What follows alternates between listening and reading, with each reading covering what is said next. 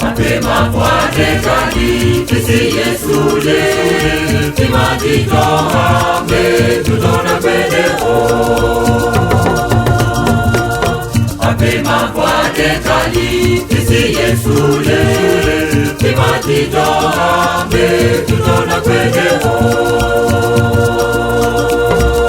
Nala pokweta teo Lekapo Tazikila Ekaigo Makapogo Ape Nema Ape Kekela Deni Banyela Ape Yesa Mabako Ape Kekela Deni Banyela Ape Yesa Mabako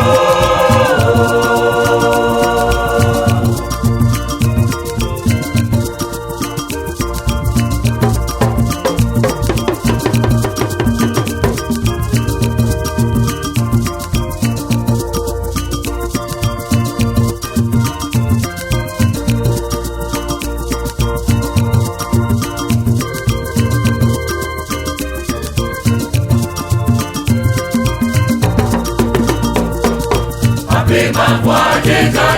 kisi Yesule Timatitoa metutona kwendeo Mapema poate kisi Yesule Timatitoa metutona kwendeo Nola pokweta teo Lekapo Tazikila Ekaigo Mavakogo